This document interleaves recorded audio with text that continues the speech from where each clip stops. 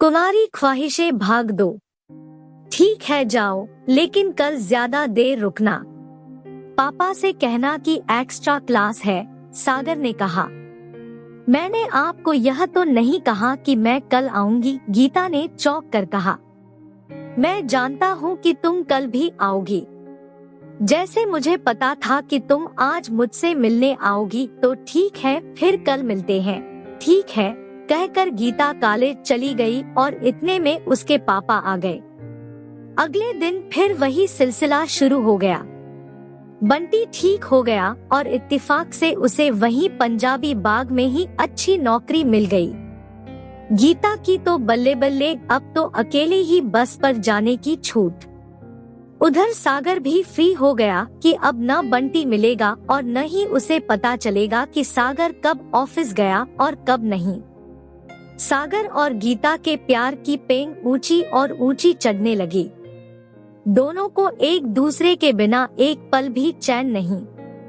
सागर तो प्यासा भंवरा कली का रस चूसने को उतावला, लेकिन गीता अभी तक डर के मारे बची हुई थी और उसे ज्यादा करीब आने का मौका नहीं दिया। गीता चाहती कि सागर भाई से शादी की बात करे, क्योंकि गीता नहीं जानती थी कि सागर शादीशुदा है, पर बंटी जानता था। सागर हर बार गीता को कहता, तुम बंटी से अभी कुछ मत बताना, क्योंकि उसका सपना है कि वह तुम्हें बहुत बड़े घर में ब्याहे और मैं ठहरा मिडिल क्लास। वह नहीं मानेगा हमारी शादी के लिए, इसलिए मौका देखकर मैं खुद अपने तरीके से बात करूंगा ताकि वह मान जाए। गीता सागर की बातों में आ गई। एक दिन भंवरे ने कली का रस चूस लिया। सागर ने प्यार से गीता को बहला फुसलाकर उसका कुनारापन खत्म कर दिया और कर ली अपने मन की पूरी। कुछ दिनों तक यह खेल फिर चलता और एक दिन गीता बोली, सागर, ऐसा न हो कि भाई को कहीं किसी और से हमारे बारे में पता चले। इससे अच्छा है कि हम खुद ही बता दें। भाई फिर मम्मी पापा से खुद बात कर लेगा। सागर बोला, गीता, अगर तुम मेरी बात मानो तो हम कोर्ट मैरिज कर लेते हैं और फिर मैं आऊंगा तुम्हारे घर और दोनों बात करेंगे। जब हमारे पास कोर्ट मैरिज का सर्टिफिकेट होगा, फिर कोई मना ही नहीं कर पाएगा। और सोचो, तुम्हें अगर बच्चा ठहर गया, तब क्या कोई तुमसे शादी करेगा? तुम्हें तो तुम्हारे घर वाले मार ही डालेंगे। फिर क्या मैं जी सकूंगा तुम्हारे बिना?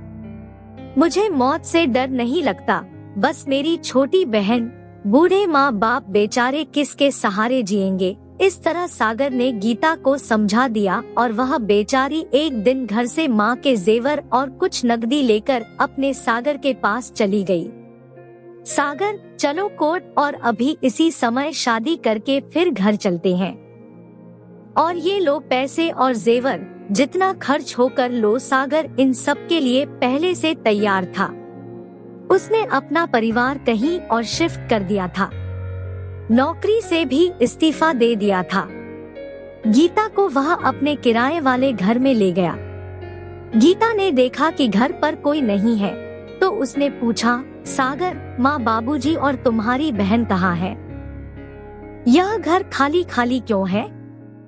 ओहो गीता, मैं तो तुम्हें बताना ही भूल गया, मुझे दूसरे ऑफिस से अच्छा ऑफर आया है और मैं नौकरी बदल रहा हूँ, इसलिए सारा सामान नए घर में शिफ्ट कराया है। माँ बाबूजी और छुटकी हमारे रिश्ते के चाचा की बेटी की शादी में गए हैं। तुम चिंता मत करो। आज शादी होना मुश्किल है, क्योंकि अभी तक हमारी अर्जी पास नहीं हुई। कल हो जाएगी। आज रात तुम यहीं रुको, कल शादी करते ही हम तुम्हारे घर चलेंगे। अभी भी न समझ पाई गीता और सब कुछ सौंप दिया सागर को। 2 दिन बाद कमरा भी बदल लिया।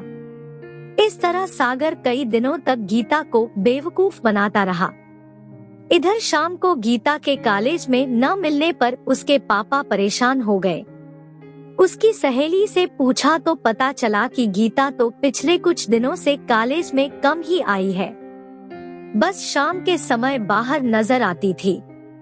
उसे एक लड़का छोड़ने आता था। पापा सारा माजरा समझ गए। उन्होंने बंटी को बताया। वे अब मान चुके थे कि कोई गीता को बहला फुसला कर ले गया है। गीता के साथियों से पूछने पर अंदाजा लगाया कि ये सब शायद सागर की बात कर रहे हैं। सागर को फोन मिलाया तो फोन बंद मिला। सागर ने वह नंबर बंद करके दूसरा नंबर ले लिया था।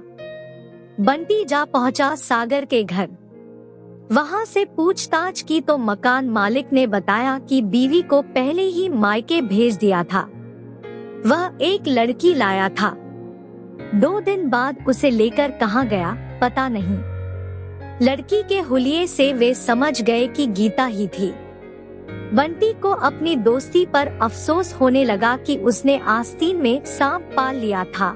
आगे की कहानी अगले भाग में। कहानी कैसी लगी कमेंट कर बताएं। लाइक, शेयर और हमारे चैनल पर नए हैं तो सब्सक्राइब करें। धन्यवाद।